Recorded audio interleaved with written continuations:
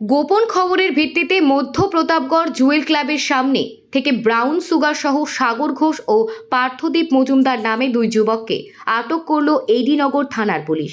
শনিবার রাতে তাদেরকে আটক করে মধ্য প্রতাপগড় জুয়েল ক্লাবের সামনে থেকে তাদের কাছ থেকে 9 গ্রাম ব্রাউন সুগার উদ্ধার করে পুলিশ, যার বাজার মূল্য 60,000 টাকা হবে বলে জানিয়েছেন এডিনগর থানার ওসি। তাদের বিরুদ্ধে এনডিপিএস আইনে এডিনগর থানায় মামলা রুজু হয়েছে। আগামীকাল পুলিশ রিমান্ডে অনুমতি চেয়ে আদালতে প্রেরণ করবে বলে জানিয়েছেন থানার ওসি বিজয় দাস। আচ্ছা, গতকাল আমাদের কাছে গোপন সংবাদের ভিত্তিতে একটা খবর আসে, জুয়েল ক্লাব মধ্য প্রতাপগড় এখানে দুটি ছেলে বাইক দিয়ে স্কুটি দিয়ে প্রায় সময় ঘোরাফেরা করে এবং তারা ব্রাউন সুগার বিক্রি করে স্থানীয় যুবকদের কাছে।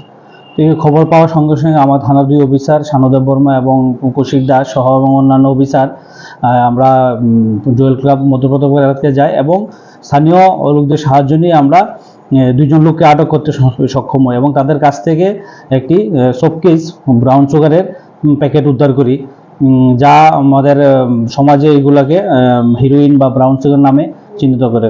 এরপর আমরা তাদেরকে আটক করে থানাতে নিয়ে আসি এবং তাদের বিরুদ্ধে এনডিপিএস ধারায় কেস নিয়ে আমরা আজকে আদালতে তাদেরকে প্রেরণ করব। এখানে টোটাল আমরা ওজন করে দেখলাম যে 9 গ্রাম, যার বাজার মূল্য 50 থেকে 60,000 টাকা। আচ্ছা, তাদেরকে জিজ্ঞাসা করে কিছু পাওয়া গেছে তাদের সঙ্গে আর কারা জড়িত আছে বা কে এটার সঙ্গে মূল? এখনো ইনভেস্টিগেশন চলছে। ইনভেস্টিগেশন আমাদের রিমান্ডে এনে তাদের কাছ থেকে তাদের পিছনে কে জড়িত আছে তাদেরকে আমরা আটক করতে চেষ্টা করব। আটককৃতদের নাম হলো পার্থ চৌধুরী আর সাগর, পার্থদীপ মজুমদার আর সাগর ঘোষ। কোন জায়গায় তাদের বাড়ি? তাদের বাড়ি মধ্য প্রতাপগড়, একজন হলো টাউন প্রতাপগড়।